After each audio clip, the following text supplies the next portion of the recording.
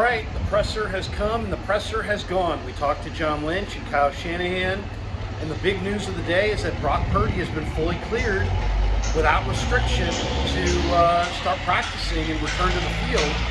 And obviously this is great news for the 49ers. I did ask John and Kyle specifically if Brock has lost any velocity at all on his passes. Shanahan kind of spoke in general terms. Lynch then followed up and said that, they checked on the GPS and that his throwing has not lost any velocity. So overall, I'd have to say that is the biggest story today here in Santa Clara, is that Brock Purdy has been fully cleared. He will not start the year on the PUP. So that kind of tells us that he is well ahead of schedule, and he'll be on a pitch count.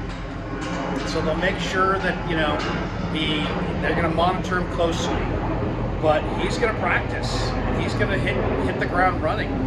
And all the people that have talked a lot this offseason about, Brock's going to start on PUP and he's not ready and who's going to start week one, it sounds very much like it's going to be Brock Purdy. Now, you still have a lot of practices to go, obviously the preseason.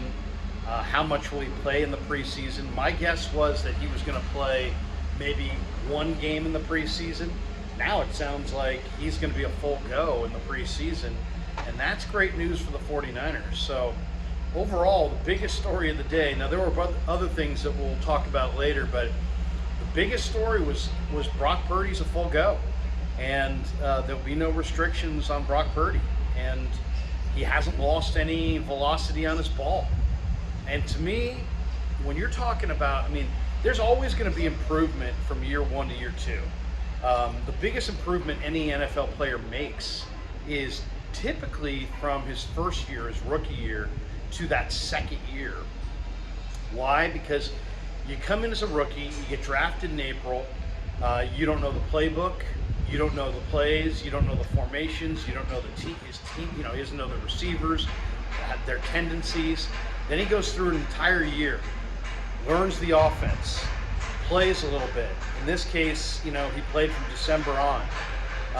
But he looked good last year in the preseason. Now you fast forward into this offseason, and the elbow was the big question. You take away the elbow injury and give him back the same arm speed and ball speed that he had a year ago, and I think you're looking at a player that probably, you could say the arrow is pointing up. Why? Because now he knows all the formations. He knows all the tendencies of Debo, Ayuk, Juwan Jennings, Danny Gray, Ray McLeod. He knows all their tendencies as receivers. He knows the playbook like the back of his hand. He's gone through all the mental reps of an entire offseason. And he's now had this surgery, and he's back to full bore. Now they're going to be very careful with him. They're not going to risk anything. They're going to make sure that that he's on. They said he's back without restriction, but he's on a pitch count. So what exactly will that mean? We're going to have to find out starting tomorrow in practices. Obviously it's great news for the 49ers. Because now there's not this big cloud of, well, who's going to start week one? If Brock Purdy's right, it's going to be Brock Purdy that starts week one. And then my big concern was, is he diminished?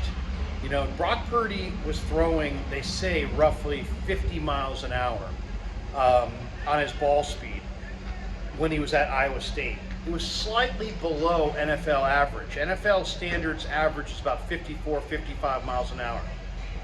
Then he went to Jacksonville last year, and he worked with those coaches on his mechanics and maximized his ball speed and picked up 5 or 6 miles an hour on it, and was throwing like 55, 56, 57 miles an hour last year.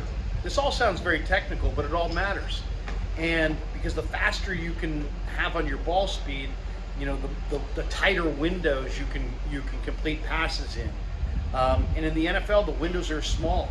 They're much smaller than college. So my concern was would Brock, I mean, I knew he'd come back from the surgery on some level, but was he going to come back from the surgery with maybe 45 miles an hour on his ball speed or 50 miles an hour on his ball speed and still have that slightly below average NFL velocity on his football? That doesn't sound like it's going to be the case at all. It sounds like, and you know, when I asked the question, Kyle was like, "Hey, I don't know exactly, but you know, my eyes, you know, I'm watching it, this and that." But then John followed up with, "Hey, you know, we've charted this on the GPS, and he's had the same speed he was a year ago." So great. I mean, this is literally the best news that you could possibly have if you're a 49er fan. When it came time to talk about Trey Lance, Kyle Shanahan said that Trey's in a great place. I think the 49ers are really enthused by Trey's growth in the offseason as well, his work with Jeff Christensen.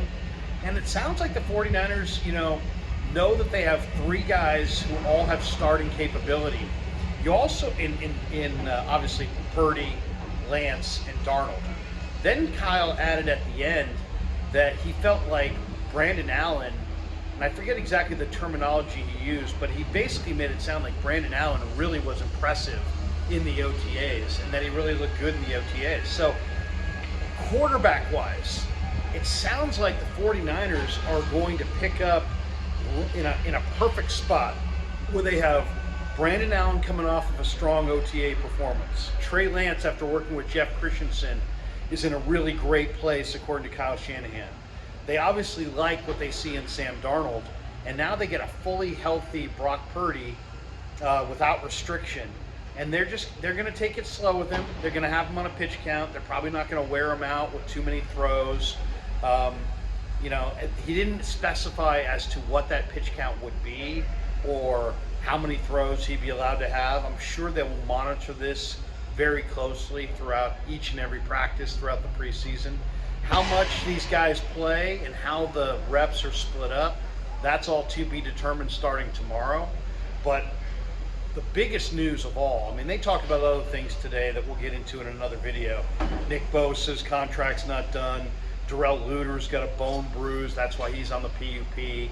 Mitch Wishnowsky, the punter, hurt himself lifting weights and strained his back, so he's going to start on PUP.